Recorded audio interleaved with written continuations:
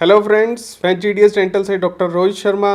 और आज हम बात करेंगे कि बीएमपी कैसे करनी है यूजिंग हैंड प्रोटेपर्स।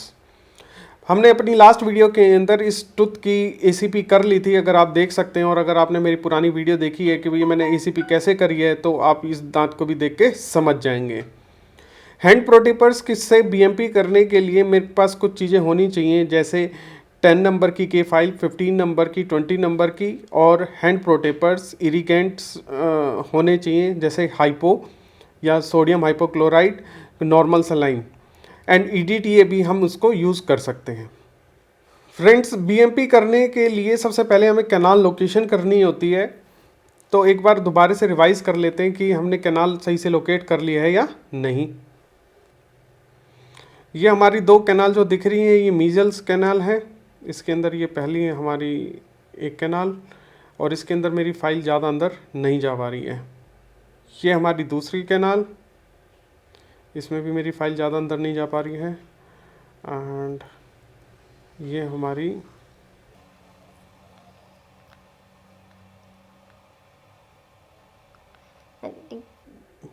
हमारी तीसरी डिस्टल कैनाल। फ्रेंड्स, आप देख रहे हैं कि भी मेरे जो कटिंग एज बने होते हैं 16 mm के फाइल के ऊपर, ये 16 mm भी नहीं जा पा रही है मेरी फाइल। तो देखेंगे कि अब हम इसकी बीएमपी कैसे कर सकते हैं। फ्रेंड्स, बीएमपी के दौरान आप दो चीज़ें हमेशा याद रखना कि आपने क्राउन डाउन फॉलो करना है, और दूसरा जो आपने चीज़ें फॉलो करनी है वो है इरिगेशन। आप जितनी ज़्यादा इरिगेशन करेंगे उतना ही बेटर होगा, और उतना ही जो आपका एंडोडोंटिक सक्सेस रेट है वो अच्छा होगा। पोस्ट ऑपरेटिव पेन नहीं होगा पेशेंट को, और पेशेंट हैप्पी रहेगा। तो इरिगेशन के लिए जो मेरे पास फ़िलहाल आप जितनी पतली नीडल लेंगे वो उतना अच्छा है, लेकिन मैं यहाँ पे एक अपनी 3 ml की जो 25 गेज की जो नीडल है, बस उसी को इरिगेशन के अंदर इस्तेमाल कर रहा हूँ। आपने हर कैनाल ओरिफिस के अंदर डाल के इसको इरिगेशन करना है। डेमोन्स्ट्रेशन पर्पस के लिए मैं सिर्फ एक ही कैनाल की बीएमपी आपको करके दिखाऊंगा, ताकि हमारी वीडियो ज़्यादा लंबी ना हो। और इसके अंदर मेरे पास जो सबसे टफ कैनाल है वो मीजियोबक्कल, मैं उसी की बीएमपी आपको करके दिखाऊंगा। उसमें मेरी फाइल सबसे कम जा रही है। आपको बस ये वाले स्टेप सारे के सारे दूसरी कैनाल्स के लिए भी फॉलो करने हैं। ये हमारी मीजियोबक्कल कैनाल है, और इसको हम देखते हैं कि हम इसको कैसे कर सकते हैं। आपने वॉच वाइंडिंग के तरीके से अंदर जाना है। मेरा जब मैं अपाइकल फोर्स लगाऊंगा तो क्लॉकवाइज डायरेक्शन में लगाऊंगा, थोड़ा सा 1 क्वार्टर टर्न दूंगा, और 3 क्वार्टर टर्न वापस पुल बैक कर लूँगा। 1 क्वार्टर टर्न अपाइकल फोर्स लगाते हुए और ये करते हुए, फिर अपाइकल फोर्स लगाते हुए, ऐसे मेरे को अपनी वर्किंग लेंथ तक पहुँचना है। ये बेहतर होता है कि आपके पास इनिशियल वर्किंग लेंथ हो, जो आप आज के टाइम में आरवीजी के थ्रू भी ले सकते हो, या आपने एक्सरे जो आपने आरसीटी स्टार्ट करने से पहले लिया है उसको मेज़र करके भी ले सकते हो कि आपका अप्रोक्स वर्किंग लेंथ क्या होगी। अब क्योंकि हमने ये प्लास्टर के अंदर ये टूथ को माउंट कर रखा है, तो मैं एक्सरे तो नहीं ले पाऊंगा, लेकिन आपको एक आर्बिट्रेरी नंबर ले लेते हैं कि भाई इसकी वर्किंग लेंथ इतनी होगी। सपोज़ हम इस कैनाल की लेंथ 19 ले लेते हैं, और इनिशियल वर्किंग लेंथ 18 ले लेते हैं कि भाई मैंने आप ऑलमोस्ट 18 mm तक की वर्किंग लेंथ अपने एक्सरे के अंदर इसको मेज़र कर लिया है, और हमने फाइनल वर्किंग लेंथ नहीं बनाई है। अभी हम अपनी वर्किंग लेंथ को मेज़र कर लेते हैं कि 18, मैं मान के चल रहा हूँ कि भाई मेरे को 18 mm अंदर लेके जानी है अपनी फाइल। अब मैं इस कैनाल के अंदर अपनी फाइल को लेके जा रहा हूँ। अगेन वॉच वाइंडिंग तरीके से जाना है। मैं इसको क्वार्टर टर्न अपाइकल फोर्स के साथ, और फिर उसके बाद वापस अपाइकल फोर्स क्वार्टर टर्न, फिर वापस अपाइकल फोर्स क्वार्टर टर्न, फिर वापस। हमने जो डेंटिन है वो 1 mm ही इंगेज होगा फाइल के अंदर, इससे ज़्यादा नहीं होगा। अगर आप एक ही साथ वर्किंग लेंथ तक पहुंचने की कोशिश करेंगे तो आप अपनी फाइल को फ्रैक्चर कर देंगे। और हमेशा याद रखना कि आपने गलती होने नहीं देनी है, बस यही की टू सक्सेस है। आप देख सकते हैं कि मैं अभी 2 mm शॉर्ट हूँ अपनी इनिशियल वर्किंग लेंथ से, और जब मैं इसको फाइल को रिट्रीव कर रहा हूँ तो ये देखिए मेरे फाइल के ऊपर बेंड भी कैसे हो गया है। यानी अब जो ये मेरी कैनाल है वो कर्व्ड है, मेरी थिन कैनाल है, और मैंने ये बात ध्यान में रखनी है कि मेरी फाइल फ्रैक्चर ना हो, कोई भी डेब्रिस बाहर ना जाए, और मैं अच्छे से इस कैनाल को फिनिश कर सकूं। अभी मैं 18 वर्किंग लेंथ तक भी नहीं पहुंचा हूं और मेरी कैनाल कर्व दिखने लग गई है मुझको। तो इस वजह से मैं अभी 16 mm पे जाने के बाद अपनी SX फाइल लूँगा और कैनाल के ओरिफिस को थोड़ा सा बड़ा कर लेता हूँ। मैं इस फाइल को बहुत अच्छा मानता हूँ क्योंकि इस फाइल को आप जब यूज़ कर लेंगे तो कैनाल का ओरिफिस काफ़ी वाइड हो जाएगा। आपकी फाइल बार बार इधर उधर जगह पे, बेकार की जगह पे नहीं टकराएगी। और अगर आप बिगिनर हैं तो आपका काम ऑलमोस्ट 50% हो भी गया अगर आप इस फाइल को यूज़ कर लेते हैं तो। अगेन मैंने ध्यान रखना है कैनाल ओरिफिस को मैं जब तक वाइड नहीं कर लेता तब तक मैंने 18 mm तक नहीं जाना है। अब मैंने ये अगेन फाइल को इंसर्ट करता हूँ, और फाइल को इंसर्ट करने का वही तरीका है कि भी मैं क्वार्टर टर्न अपाइकल फोर्स के साथ फिर वापस ऊपर बाहर लेके आया, क्वार्टर टर्न अंदर की फोर्स के साथ, अपाइकल की फोर्स के साथ, फिर इसको रिट्रीव कर लो, फिर क्वार्टर टर्न, फिर ये, फिर क्वार्टर टर्न, फिर ये, फिर क्वार्टर टर्न, फिर ये। आप देख सकते होंगे कि मेरे जो डेंटाइनल डेब्रिस है वो अब चैम्बर के अंदर भी आ रहा है, फाइल के साथ भी लगा हुआ आ रहा है। अब इस डेब्रिस को हमने कैनाल के अंदर फिल नहीं करना है, इसको बार बार इरिगेट करते रहना है ताकि ये रिमूव होता रहे साथ के साथ।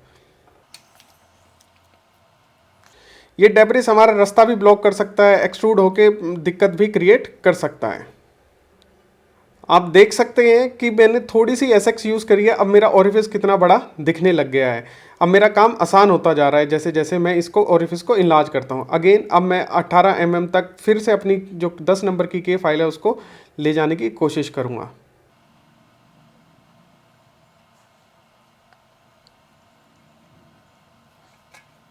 अपाइकल फोर्स और फिर रिट्रीव, अपाइकल फोर्स फिर रिट्रीव। अब देख रहे हैं मैं वॉच वाइंडिंग के तरह के, जैसे ही मेरा डेंटिन इंगेज होती है मेरी फाइल के अंदर मैं उसको बाहर निकाल लेता हूँ।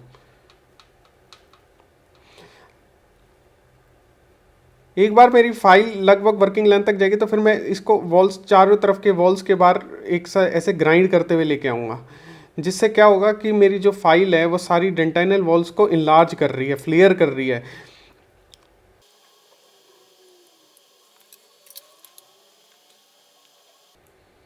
इरिगेशन इज की टू सक्सेस। अगेन अब मैं दोबारा से SX फाइल लेता हूँ और इसको 17 mm तक प्रिपेयर कर लेता हूँ। अब हमारी जो SX फाइल होती है वो 18 mm की ही होती है, और जो SX फाइल है वो आपको हमेशा 2 से 3 mm शॉर्ट रखनी है अपनी वर्किंग लेंथ से। तो ये मैं जो इनिशियल वर्किंग लेंथ मान के बैठा हूँ कि 18 mm, तो मैं इसको 17 तक ही करूँगा। और तरीका वही है वॉच वाइंडिंग कि भी जैसे ही आपका डेंटिन इंगेज हो आपने बाहर निकाल लेनी है फाइल। आप फाइल के ऊपर भी देख सकते हैं कि ये डेंटाइनल फ्लूइड्स आपके लगे हुए आ रहे हैं। इसको टाइम टू टाइम अपनी फाइल्स को भी क्लीन करते रहे, नहीं तो जो डेब्रिस हैं वो कैनाल को कट नहीं होने देंगे।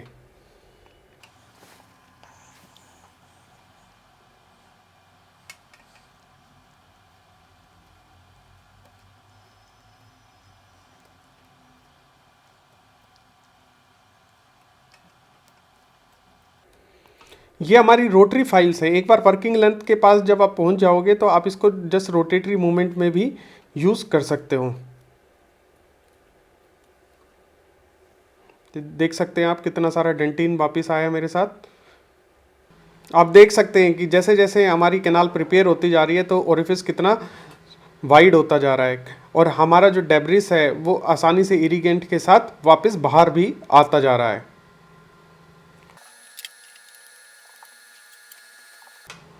जब आप SX फाइल को यूज़ कर लेंगे तो आपकी जो ये 10 नंबर की फाइल है वो भी बहुत आसानी से ग्लाइड होने लग जाएगी।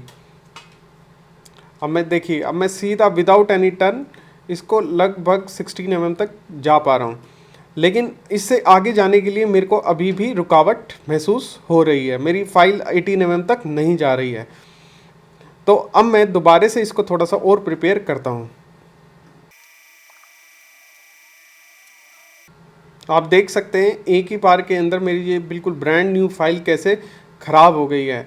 इन फाइल को पर लालच ना करें। अगर आपने अच्छी आरसीटी करना चाहते हैं तो इनके फाइल्स ये बहुत ज़्यादा कॉस्टली नहीं होती और इनको आप डिस्कार्ड कर दिया करें जब ये इनके जो फ्लूइड्स हैं वो आपको ख़राब दिखने लग जाएं। आप देख सकते हैं कि कैसे बेंड हो चुके हैं ये।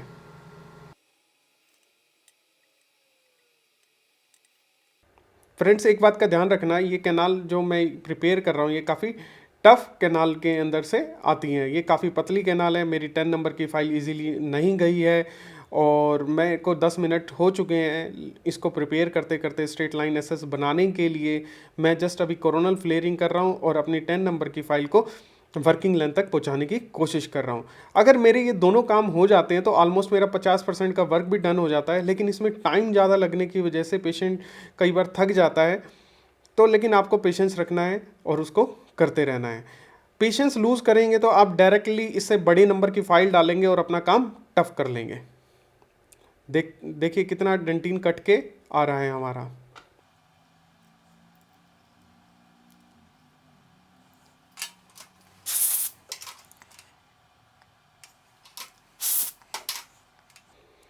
आप आसानी से नोटिस कर सकते हैं कि हमारी कैनाल कितनी वाइड हो गई है। आप दूसरी कैनाल से भी आप दूसरी कैनाल से भी कंपेयर कर सकते हैं कि एक हमारी कितनी वाइड दिख रही है और एक बस नामात्र के ही दिख रही है। अब मैं दोबारा अपनी एक बार 10 नंबर की फाइल डाल के देखता हूँ कि ये बिना रोटेशन के कहाँ तक पहुँच पा रही है। देखिए अभी भी हम शॉर्ट ही हैं अपनी वर्किंग लेंथ से, जितना हम टारगेटेड मान के चल रहे हैं। अगेन हमने धीरे पेशेंस रखना है, अपना पाइकल फोर्स लगाते वक्त क्लॉकवाइज डायरेक्शन, फिर एंटी क्लॉकवाइज, फिर क्लॉकवाइज, फिर एंटी क्लॉकवाइज, ऐसे ही चलना है जब तक हम अपना गोल अचीव ना कर लें।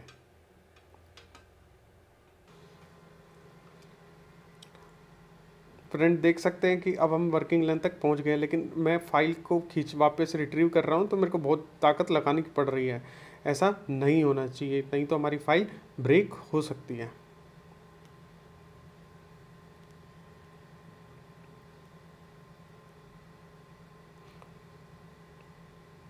अब मैं ब्रशिंग मोशन कर रहा हूँ। हमारी 10 नंबर की फ़ाइल का काम ये होना चाहिए कि हमारी 15 नंबर की फ़ाइल इजीली चली जाए। 15 नंबर की फ़ाइल अपना रास्ता अपने आप नहीं बनाएगी, वो हमारी 10 नंबर की फ़ाइल का काम है कि वो 15 नंबर की फ़ाइल इजीली चली जाए। मैंने कई बार ये नोट किया है कि स्टूडेंट्स स्टार्टिंग के अंदर पहले 10 नंबर की फटाफट कर दी जितनी भी लेंथ तक जा रही है, फिर 15 नंबर पे मेरे से बोलते हैं कि 15 नंबर की नहीं जा रही, और उसका कारण यही होता है कि 10 नंबर का वर्क अभी ख़त्म नहीं हुआ है।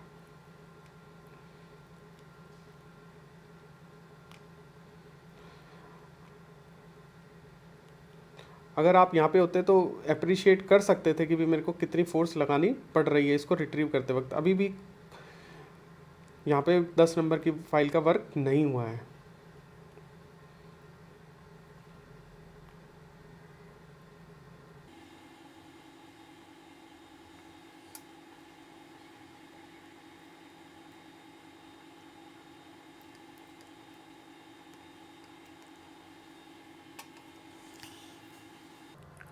फ्रेंड्स, एसएक्स फाइल से करने के बाद लगभग आपको कुछ ऐसा दिखेगा।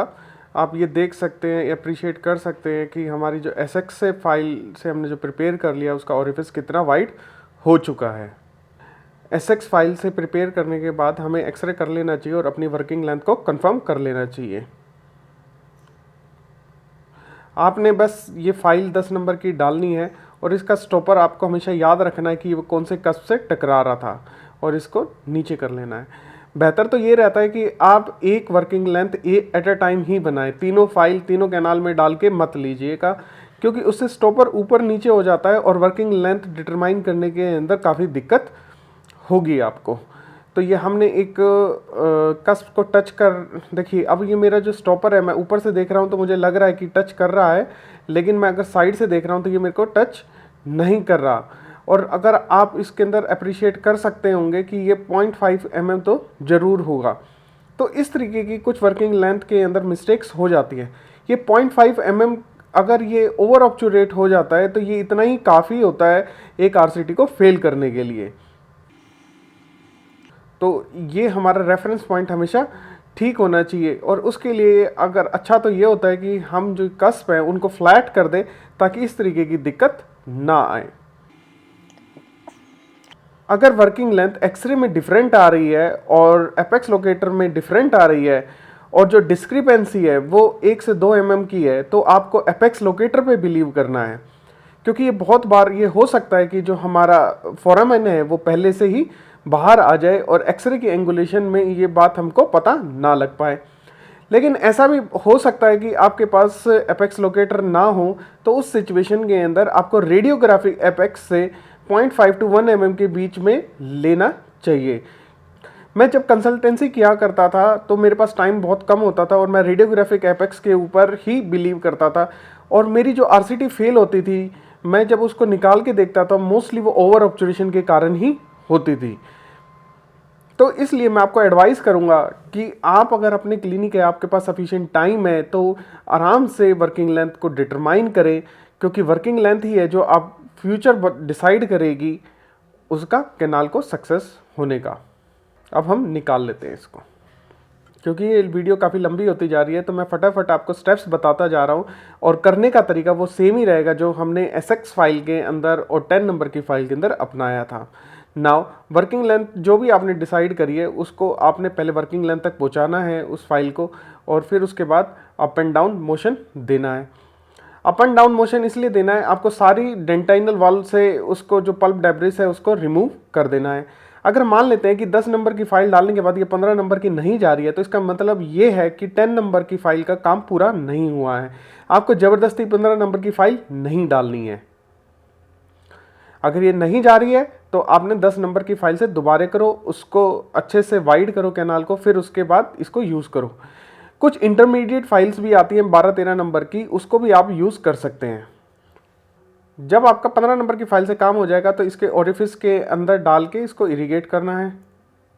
अगर आपकी कैनाल काफ़ी वाइड है और 10 नंबर की फाइल इजीली पहुंच गई थी, आपको इतनी मेहनत नहीं करनी पड़ी जैसे मेरे को इस कैनाल के अंदर करनी पड़ी है, तो आप सीधा S1 फाइल से स्टार्ट कर सकते हैं। और अगर वो आपको थिन लग रही है, काफ़ी मेहनत करनी पड़ी है 10-15 नंबर की वर्किंग लेंथ तक पहुँचाने के लिए, तो मैं आपको एडवाइस करूँगा कि 20 नंबर की फाइल को भी पहले इस्तेमाल कर ले। क्योंकि ये मेरी कैनाल काफ़ी थिन थी तो मैं पहले 20 नंबर की फाइल से भी इसको यूज़ करूँगा। अगेन सेम टेक्निक, पहले हमें वॉच वाइंडिंग मोशन से उसको अपाइकल एंड तक पहुंचाना है, फिर उसके बाद इसको ब्रशिंग मोशन से इसको कैनाल को वाइड करना है। उसके बाद फिर हमें कैनाल को इरिगेट करना है। 10 नंबर की फाइल से हमें रिकैप्चुलेशन करनी है, फिर इरिगेशन करनी है, and now we are ready for S1 file. Again S1 file के भी डालने का तरीका तो सेम ही है। मैंने ऐसे पहले वर्किंग लेंथ तक डालना है, फिर उसके बाद ब्रशिंग मोशन डालना है। जब ये हो जाएगी फिर मेरे को इरिगेशन करनी है। 10 नंबर की फाइल से रिकैप्चुलेशन करना है, फिर S2 के लिए हमें इसको प्रिपेयर करना है। अगेन पहले आपको अपाइकल एंड तक जाना है, कुछ टर्न्स दे के, रोटरी टर्न्स भी दे सकते हो पहुंचने के लिए, फिर उसके बाद ब्रशिंग मोशन इसको करनी है अलोंग द वॉल्स। अब क्योंकि ये काफ़ी थिन कैनाल थी तो मेरे लिए F1 काफ़ी है इसको प्रिपेयर करने के लिए, लेकिन आपने कौन सी वर्किंग विड्थ क्या रखनी है ये आपकी इनिशियल फाइल ही डिसाइड कर सकती है कि आपकी फर्स्ट फाइल कौन सी इंगेज हो रही है, उससे आपने जस्ट 3 स्टेप अबव करना है। हमने ये बात अपनी वर्किंग लेंथ वर्किंग विड्थ की वीडियो के अंदर ऑलरेडी कर चुके हैं कि आपने वर्किंग विड्थ क्या रखनी है। क्योंकि ये कैनाल बहुत थिन थी तो मेरी जो लास्ट फाइल यूज़ होगी वो मैं F1 ही रखूँगा अपना इस पर्टिकुलर इस केस के लिए। जब आपकी F1 फाइल से भी काम हो जाए तो आपको पहले ये इरिगेशन करना है। अब यहाँ पे एक क्वेश्चन ये आता है, क्या ये सफिशिएंटली लार्ज हो गई है हमारी जीपी को एक्सेप्ट करने के लिए? उसका आसान सा तरीका यही है कि आप जब F1 फाइल डालेंगे तो आपको बिना रोटेशन तक वर्किंग लेंथ तक पहुँचनी चाहिए। अगर ये आपको रोटेट करके वर्किंग लेंथ तक पहुँच रही है तो आपका जीपी एंड तक नहीं पहुँचेगा। तो इस वजह से आपको इतना इनलार्ज करना है F1 को कि आपका जो ये फाइल है वो इजीली उसके अंदर तक पहुंच जाए, पूरी वर्किंग लैंड तक, बिना किसी रोटेशन तक। अगर एक रोटेशन देने की जरूरत पड़ रही है तो वो डजेंट मैटर। मैं इस केस में इसको लूज करने के लिए एक काम ये भी करता हूं कि कई बार थोड़ी सी मैं F2 को भी यूज कर लेता हूं ताकि ये मेरी F1 फाइल कंप्लीटली लूज हो जाए। फ्रेंड्स, एक अच्छी बायोमैकेनिकल प्रिपरेशन करने का यही तरीका है, आपको हैंड फाइल्स ऐसे ही यूज करनी है। अगर आप मेरे से ये सीखना चाहते हैं मैं, ताकि आपको जब फर्स्ट पेशेंट आप आरसीटी का कर रहे हो तो मैं उसके साथ में आपको वॉच करूं, आपको बीच बीच में गाइड करता रहूं, तो आप जीडीएस डेंटल एकेडमी को ज्वाइन कर सकते हैं। यहां पर मैं और मेरी मिसेस डॉक्टर सुचेता शर्मा आपका हाथ पकड़कर आपको आरसीटी करना सिखाएंगे। Thank you for watching. Please subscribe our channel for watching other useful videos. Thank you.